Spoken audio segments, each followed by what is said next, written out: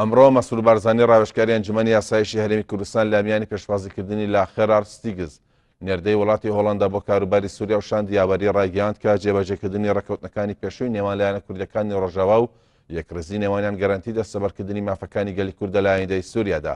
لە کۆبوونەوەیەکدا کە ئامادەبوونی جەنەت ئەلبەردا کۆنسڵی گشتی هۆڵەندا لە هەولێر بەڕێوەچوو دوا پەرستەنە سیاسی و سەربازەکانی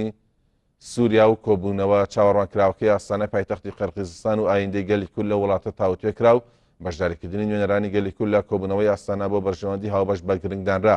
مەسعود بارزانی پێوەست بە چۆنێتی دەستەبەرکردنی مافەکانی گەلی کورد لە ڕۆژاوا ڕۆشنایی خستە سەر بایەخی پابەندبوون بە ڕێکەوتنەکانی پێشووی نێوان لایەنە کوردەکان کە لە هەولێر و دووهۆک واژۆکراون و ڕاگەیاند یەکێتی ڕزەکانی کورد داهاتویان لە سووریا دابین دەکات. قۆڕەخکاری و تاکڕەوی مەترسی بەسەر داهاتووی کورد لە سووریا دروست کردووە. لە بەرامبەردا نوێنەری وڵاتی هۆڵەندا بۆ کاروباری سووریا وێڕای دەربڕینی پێزانینی خۆی بە هەوڵەکانی هەرێمی کوردستان جەختیشی لا پێویستی هێزێکی مۆدەرن کردەوە بۆ ئەوەی ڕۆڵی خۆی لە ئایندەی سووریادا بگێڕێت و ڕایگەیاند ئێوە لە بەرەی پێشەوەی شەڕی دژ بە تیرۆریستانی نێودوڵەتیدان بۆیە لە چۆنەتی چارەسەرکردنی کێشەکاندا بۆ چونەکانتان بەلامانەوە گرنگ و بەسوودن. هەر لەو کۆبوونەوەیدا کۆنسڵی گشتی هۆڵەندا لە هەولێر ڕۆڵی هەرێمی کوردستانی لا پەرەسەندن و پێشاتەکاندا بەرز نرخاند و ڕایگەیاند هەرێمی کوردستان هاوبەشێکی گرنگە و ئێمە